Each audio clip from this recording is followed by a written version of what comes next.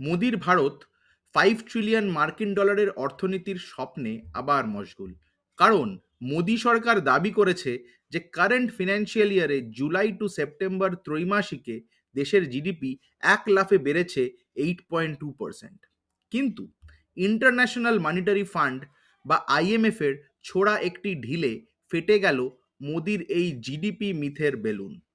IMF তাদের article 4 consultation report of ইন্ডিয়ার প্রতিবেদনে মোদি সরকারের দেওয়া তথ্যে শুধু সন্দেহ প্রকাশই করেনি, কার্যত জিডিপির হিসেবকে ডিসমিস করে দিয়েছে।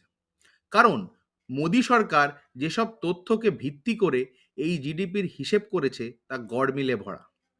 ফলে ওই তথ্যকে তারা সি গ্রেড তথ্য বলে উল্লেখ করেছেন। প্রশ্ন উঠেছে, ভারত সরকারের জিডিপি বৃদ্ধির হার নির্ণয়ের জন্য 2011-12 ফিনান্সিয়াল ইয়ারকে বেস ইয়ার ধরা নিয়েও।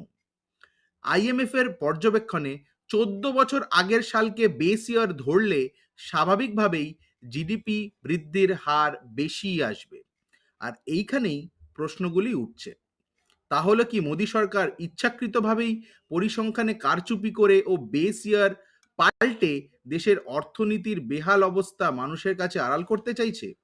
এর ফলে আজ ইন্টারন্যাশনালি ও ডোমেস্টিক্যালি দেশবাসীর কাছে মোদী সরকারের তথ্য ও পরিসংখ্যানের আর কোনো বিশ্বাসের জায়গা থাকলো কি? তাহলে আমাদের বিশ্বগুরুর ভারত কোন দিকে এগোচ্ছে?